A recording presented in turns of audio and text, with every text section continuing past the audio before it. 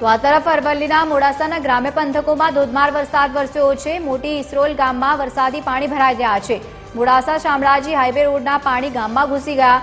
વરસાદી પાણીના નિકાલના અભાવે રહીશોની મુશ્કેલીમાં પણ વધારો થયો છે અને બીજી તરફ રોડ સાઈડ પર આવેલા મકાનોમાં પાણી જ પાણી જોવા મળી રહ્યું છે। ગટર લાઇનના અભાવે વારંવાર આ સમસ્યા સર્જાઈ રહી છે। ગટર લાઇનની માંગણી છતાં પણ મંજૂર ન થતા ખેડૂતો અને સાથે સામાન્ય જનતા દર વર્ષે મુશ્કેલીમાં મુકાય છે।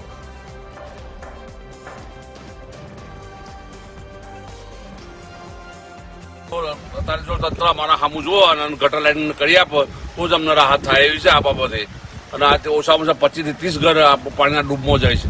કયા કારણે પાણી ભરાય છે અહીંયા? આ નેશનલ હાઈવે બન્યો એના કારણે પાણી બધું હાઈવેનું પાણી બધું અમારા મકાનોમાં આવી ગયું છે। અત્યારે ભયાનક પરિસ્થિતિ, છોકરાને સ્કૂલમાં જવામાં બી તકલીફ પડે છે। ડિસ્ટન્સમાં પાણીમાં ચાલીને જવું પડે છે અને આ પાણી તો નીકળતું નથી અઠવાડિયા સુધી। પછી ગંદકી વાસ મારે છે, મચ્છર બીમારીઓનો ભવિષ્યનો તકલીફ પડી શકે એવી છે। તેનું યોગ્ય નિરાકરણ આવે એવી અમે આશા રાખીએ।